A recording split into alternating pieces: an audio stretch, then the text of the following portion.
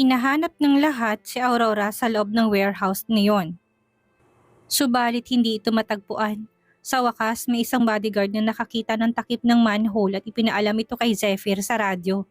"Sir, may manhole dito. Baka dito tinago si Miss Aurora." Lumapit si Zephyr at inutusan ng isang tao na buksan ang takip ng manhole. May kaunting liwanag na nanggagaling mula sa ilalim. Sinenyasan niya ang ilang bodyguard na bumaba sa hagdan. Walang malay si Aurora at wala doon si Arman. "Sir, nandito siya, pero wala si Arman." Sigaw ng bodyguard mula sa ibaba. Tumingin siya kay Sarah.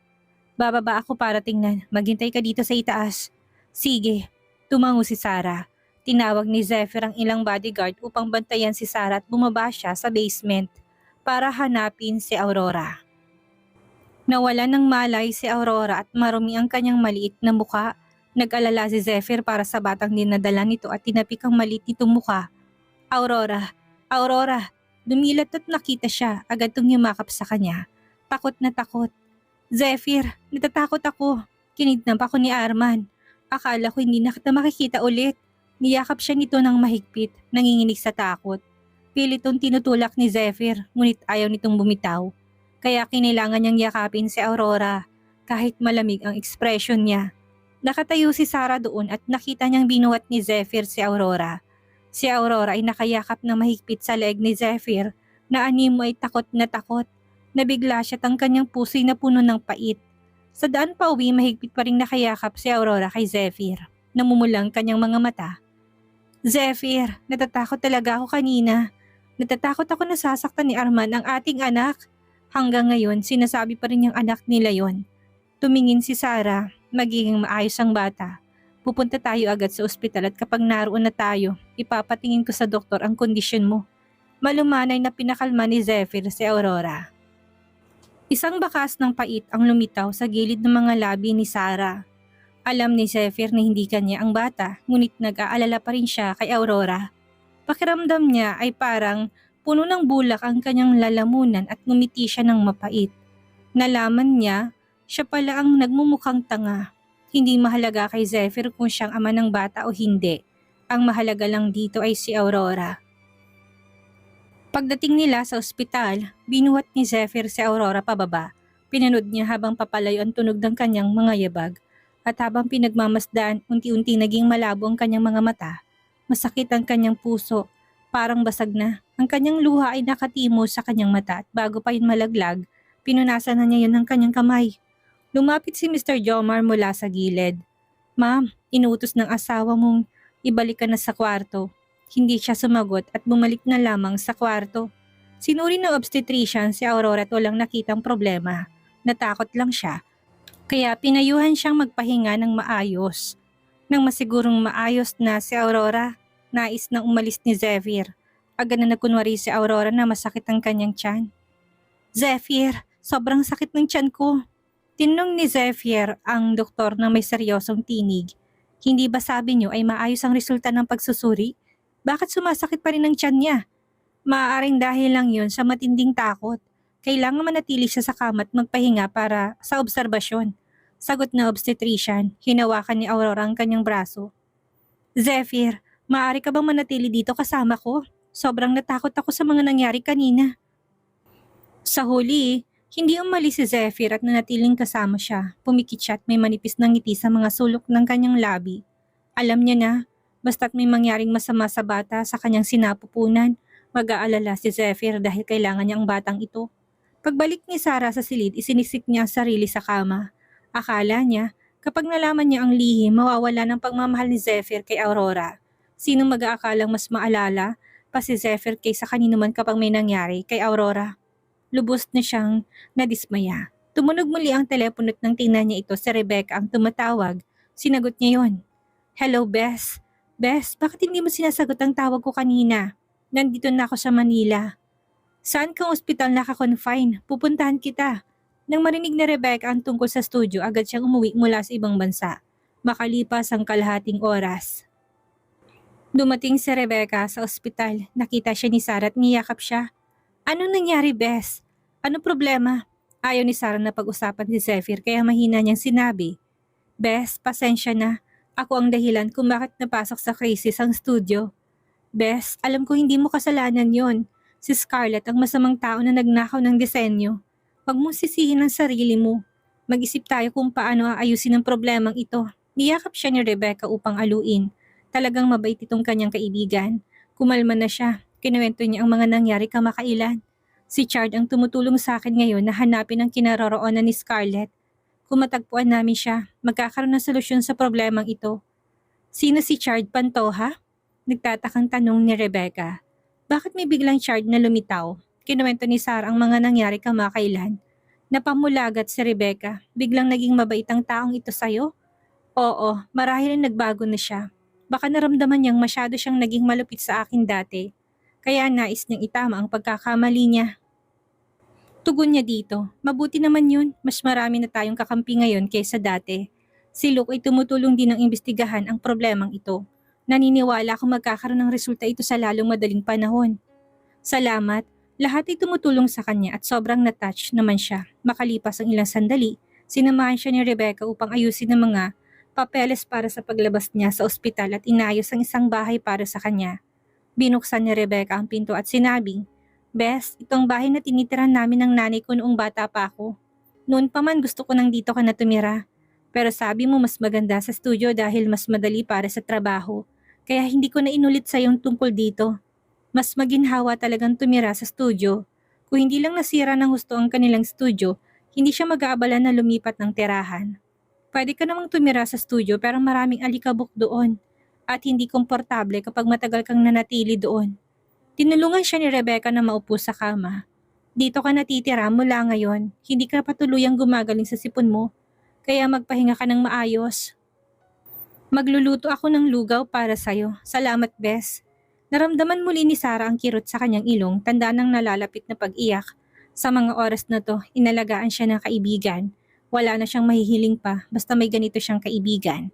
Pansamantala, nanatili na muna siya sa bahay at si Rebecca naman ang mag-aayos sa opisina.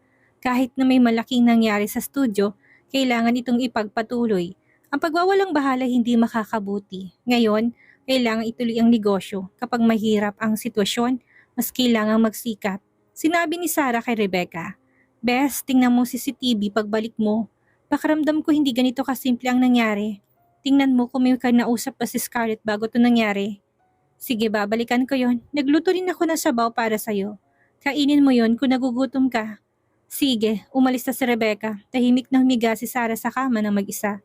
Kung hindi lang siya mahina ngayon, siya mismo mag-iimbestiga sa nangyari. Biglang tumunog ang telepono sa tabi ng kama. Nang tingnan niya, pangalan ni Zephyr ang nasa screen. Pinatay niya yon sa inis. Ayaw na niya makipag-usap dito, pero patuloy na tumutunog ang telepono.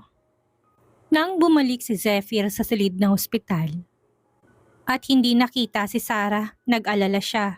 Naiinis si Sarah kaya sinagot na niya ang tawag. Mr. De Vera, may kailangan ka ba? Agresibong tono ng boses niya. Natigilan si Zephyr. Nakalabas ka ng ospital? Matagal nang bumaba ang lagnat ko. Siyempre, kailangan ko nang lumabas, hindi ba halata? Naiinis na sagot niya. Pinisil ni Zephyr ang kanyang noo, tila walang magawa. Galit ka pa rin ba? Ano bang pakialam mo? Kung may sasabihin ka, sabihin mo na. Kung wala, wag mo akong istorbohin. Sinong kasama mong umalis at saan ka pumunta? Tanong ni Zephyr tungkol sa kanyang kinaroroonan. Wala kang pakialam. Gusto mo bang paimbestigahan ko? Malalim ang boses ni Zephyr. Hindi malaking bagay ito. Aabutin lang ng 10 minuto pero alam mo nang magiging resulta kapag ginalit mo ko. Hindi inaasahan ni Sarah na tatakutin siya ni Zephyr. Sinabi niya na may malamig na tinig. Pasensya ka na, Mr. De Vera. Sino ka ba sa akin? May karapatan ka bang alamin kung nasaan ako? Ako ang iyong asawa. So sinabi nito muli siyang nadama ang galit. Sadyang binuksan niyang kalendaryo. Meron pang 8 araw bago mabago ang lahat. Umaasa akong sa loob ng 8 araw na ito, hindi na tayo magkikita. Mas mabuting tapusin na natin ang relasyong ito ng maayos at ganap. Pagkatapos dito ibinaba na niya ang telepono. Tinitigan ni Zephyr ang itim na screen ng telepono. Madilim ang mukha niya at sumigaw. Mr. Jack! Pinuksan ni Mr. Jomar ang pinto ng silid at pumasok. Sir, anong kailangan mo? Hanapin mo kung nasaan siya. Makalipas ang 1 oras, matapos maligo ni Sarah, tuluyan nang bumaba ang kanyang lagnat at halos magaling na siya. Tumunog ang doorbell. Sumilip siya sa pinto gamit ang peephole. Si Mr. Jomar ang nakatayo sa labas, may dalang lunchbox. Nagtaka siya at binuksan ang pinto. Mr. Jack, anong ginagawa mo dito? Si Sir, hindi. Si Aling Lydia ang nakarinig na may sakit ka. Kaya nagluto siya at ipinadala sa akin para dalhin sa iyo. Inabot ni Mr. Jomar ang mga daladala. Nagtaka siya. Paano mo nalaman na dito ako nakatira? Hindi naglakas loob si Mr. Jomar sabing inuutos yun ni Zephyr. Kaya sinabi niyang siya na ang gumawa ng paraan. Ako na naghanap sa iyo para kay Aling Lydia. Napabuntong hininga siya. Hindi magandang gawain to. Ang basta-bastang pagsilip sa personal na buhay ng iba. Hinaplos ni Mr. Jomar ang ilong niya. Nag-aalala lang si Aling Lydia para sa'yo. Medyo nantig siya at sinabing, pakisabi kay Aling Lydia na maayos na ako. Bumaba ng lagnat ko. Sige, kumaway si Mr. Jomar kay Sarah at nagpaalala. Mag-ingat ka sa gabi. Siguraduhin nakasara ng maayos ang mga pinto at bintana. Oo naman, hindi ako batang 3 taong gulang. Isinara niya ang pinto. Nang buksan niya ang lalagyan, nakita niya na pawang mga paborito niyang pagkain ang naroon. Bumalik si Mr. Jomar sa sasakyan. Nakaupo si Zephyr sa loob ng sasakyan. Hawak ang isang sigarilyo sa mga daliri niya. At tila nagkukubli sa usok ang kanyang gwapong mukha. Naibigay mo ba sa kanya ang mga pagkain? Tanong ni Zephyr na marinig ang mga yapak ni Mr. Jack. Lumapit si Mr. Jomar at sumagot. Naibigay ko na po at tinanggap naman ni Ma'am. Tumango siya tiningnan ang bahay kung saan nakasindi ang mga ilaw. Kalma niyang sinabi. Pinasuyo ko kay Aling Lydia na magpadala ng pagkain sa kanya araw-araw kamakailan. Kakagaling lang niya sa sakit. Huwag nating hayaang masira muli ang kanyang kalusugan. Sumagot si Mr. Jack. Opo sir. Kinabukasan ng hapon, bumalik si Sarah sa studio na ibalik na sa dati ang opisina. Sinabi sa kanya ni Rebecca, Bes, bumalik ako kagabi at pinanood ang surveillance. Tamang hinala mo. Kinabukasan bagong paglulunsad ng bagong produkto, nakipag-ugnayan si Scarlett kay Aurora. Pinakita sa kanya ni Rebecca ang video. Nakita niya sa video na ibinigay ni Aurora ang isang bagay kay Scarlett at sabay silang pumunta sa banyo. Walang surveillance sa banyo. Kaya't ito lang ang na-capture pero nakakita ko ng ganito sa drawer ng workstation ni Scarlett. Inilabas ni Rebecca ang isang maliit na bote ng pabango. Tingnan mo pabangong ito, may nakasulat na luxury car club sa ilalim. Mahal ang membership doon at sa estado ng buhay ni Scarlett hindi niya yun kakayanin. Maaaring may nag-imbita sa kanya doon at ang pabangong ito ay kinuha niya mula sa banyo doon. Paliwanag pa ng kaibigan niya. Tiningnan ni Sarah ang bote ng pabango. Tama ka, posibleng ganun nga, sumagot si Rebecca. Kung makuha natin ang surveillance mula sa luxury car club, malalaman natin kung sino nag-utos kay Scarlett. Nag-isip siya sandali at sinabing, pupunta ako sa club na yun at susubukan kong makuha ang surveillance. Okay, susuriin kong connection ni Impress kay Scarlett. Napakatalino ni Rebecca sa mga ganitong bagay. Meron siya isang uri ng sensitivity na wala sa karaniwang tao. Nagpaalam siya at yumakap sa kaibigan saka lumabas at nagmaneho patungo sa luxury car club ng Lamborghini. Sa daan, bigla niyang naisip na tila Lamborghini ang sasakyan ni Aurora. Naramdaman niyang pangangatog, tila malapit na niyang malaman ang katotohanan. Ngunit pagdating niya doon, tumanggi ang manager ng club na ibigay ang surveillance. Walang silbi ang kanyang mga paliwanag. Sa sandaling handa na siyang umalis ng may kabiguan, nakita niya isang kakilala, si Chard. Bumabaybay siya kasamang isang sekretarya. Chard, tawag niya dito. Lumingon si Chard at nagulat nang makita siya. Bakit ka nandito? Masaya ako makita ka. Maaari mo ba akong tulungan? Isinama niya si Chard sa isang tabi at ipinaliwanag ang sitwasyon. Maaari mo ba akong tulungang makuha ang surveillance camera mula sa club? Alam niyang mga tao sa paligid na ito ay makapangyarihan at may iba't ibang simbolo ng katayuan sa lipunan. Kung si Chard ang humiling ng surveillance, malamang na ibigay ito ng club. Itinaas ni Chard ang kanyang kilay. Anong makukuha ko kung tutulungan kita? Ano bang gusto mo? Umismit si Chard. Mag-dinner tayo mamaya. Okay, pumayag siya. Pumunta si Chard upang tanungin ang manager tungkol sa surveillance. Talagang posible itong mangyari sa pagkakataong ito. Inimbitahan siya ng manager sa monitoring room upang panoorin ang surveillance. Pagkatapos, ipaalam ni Chard ang tungkol sa private room. Umalis na siya upang magtrabaho. Sa kasamaang palad, pinanood ni Sarah ang lahat ng surveillance mula sa gabing iyon ngunit hindi niya nakita si Scarlett. Hindi siya ganap na naniniwala dito at nagtanong, baka may na-delete ng mga surveillance. Imposible, napaka-certain ang sagot ng gwardya. Bumalik si Sarah na may kabiguan at nagpunta sa private room ni Chard upang hanapin siya. Pagbukas ng pinto ng private room, Isang grupo ng mga tao nakaupo sa loob at nag-uusap. Nakatayo siya sa pintuan at si Chard ay lumingon sa kanya na may ngiti sa labi. Pumunta ka sa loob at maghintay sa akin. May isang malit na silid sa loob ng private room. Dahil abalang kanyang isipan, hindi na siya nagbigay pansin sa nadadaanan. Tumatagok-tok ang takong ng kanyang sapatos. Sa daan lahat ng mata ay nakatuon sa kanya. Sinikap niya na manatiling kalmado at hindi pinansin ng mga tingin. Pagpasok niya, nagsimula ang isang grupo ng mga kalalakihan na mag-ingay. Mr. Pantoja, sino siya? Girlfriend mo ba siya? Ang ganda niya, bakit mo siya tinatago? Tawagin mo siya at ipakita sa amin siya. Nagsimula ang isang grupo ng mga tao na mag-ingay. Tumawa si Chard at sinita sila. Tumigil kayo. Tumayo siya, kinuha ang isang bote ng orange juice at isang platito ng inihaw na pusit mula sa mesa at pagkatapos ay pumasok sa maliit na silid. Nang marinig ang pagbukas ng pinto, tumingin si Sarah sa kanya. Kakain na ba tayo? Nais niya umuwi agad pagkatapos ng hapunan. Ipinatong ni Chard ang kanyang mga dala at ngumiti. Hindi pa, may kaibigan akong babalik mula sa ibang bansa ngayon at ang lahat ay magwe-welcome sa kanya. Maghintay ka ng kaunti. Kakain tayo pagdating niya. Nagulat si Sarah. Bakit hindi mo siya samahan? Dumating siya mula sa malayo. Yung grupo ng mga tao doon ay umiinom na parang mga crazy at kagagaling ko lang sa ospital. Hindi na kaya ng katawan ko yon. Habang nag-uusap sila sa loob, sa labas naman ay bumukas ang pinto ng private room at pumasok sina Zephyr at Rod. Tinanong ni Rod, wala pa ba si Chard? Isang lalaki narinig ito at gumawa ng sushing gesture. Matagal na siyang nandito at ngayon ay nasa malit na silid kasamang kanyang girlfriend. Girlfriend? Naguguluhan si Rod. Kailan nagka-girlfriend si Chard? Unang beses namin siyang makita, ang ganda pa niya. Nagsimula ang isang grupo ng mga tao na mag-ingay. Sabay-sabay na nagsasalita. Napaka-rare na ma-in love si Chard, kaya dapat bigyan natin siya ng malaking regalo. Bibigyan ko siya ng unli voucher ng restaurant upang mag-date sila gabi-gabi. At bibigyan ko sila ng presidential suite, may 1 taong accommodation, para mas masaya ang date nila araw-araw pag-uwi. Nagmi-meet ang chatter sa private room, hindi interesado si Zephyr na makinig, kaya tumupo na lang siya sa isang upuan. Nag-power si Rod ng isang baso ng alak para sa kanya, tinaas niya ito at nag-raise sila ng toast. Sinabi ni Rod, hindi ko inaasahan na magkakaroon ng buhay pag-ibig si Chard. Akala ko crush niya si Aurora pero hindi ko inaasahan na magkakaroon siya ng girlfriend na mas maaga. Magandang balita, maikli at malamig na sagot ni Zephyr. 2 salita lamang. Nasa malit na silid si Sarah at narinig niya ang ingay mula sa labas. Tinanong niya, bakit ang ingay sa labas? Marahil ay lasing na sila. Sagot ni Chard habang tinitingnan ang labas. Lalabas ako ngayon, ikaw ay lumabas sa loob ng 5 minuto. Hahanap ako ng dahilan para makasama ka.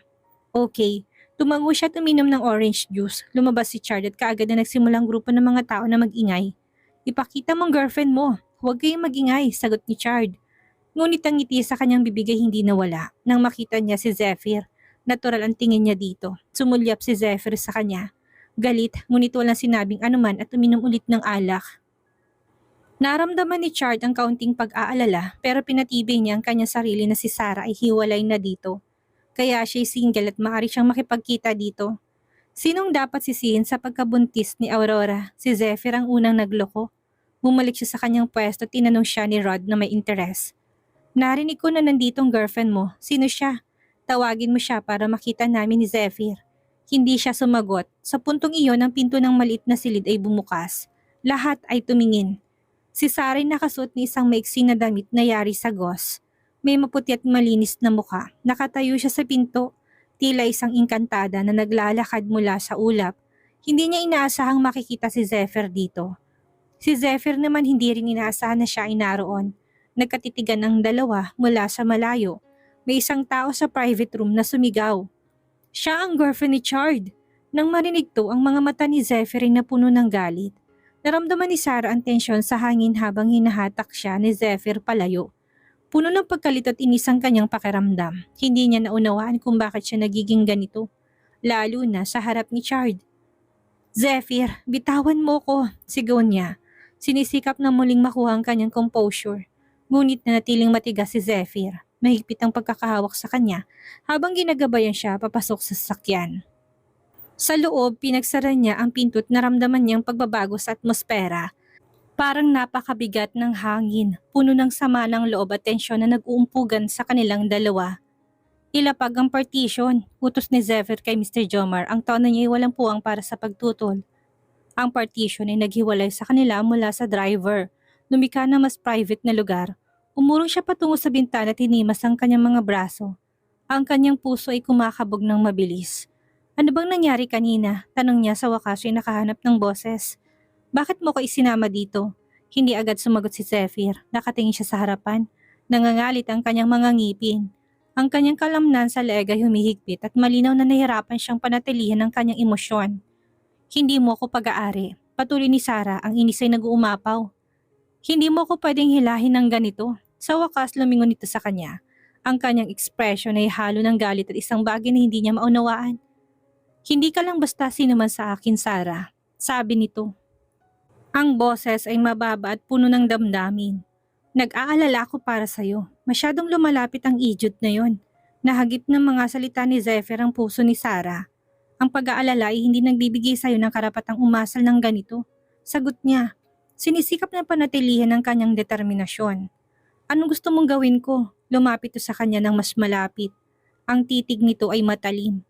Pumayag ako makita kang may ibang lalaki. Hayaan silang tratuhin kang parang isang bagay na dapat makuha. Bakit kailangan ganito? Bulong niya, ang kanyang boses ay bahagyang nabibiyak. Wala na tayong relasyon. Humugot ng malalim na buntong hininga si Zephyr. Nagpatuloy sa pagsasalita.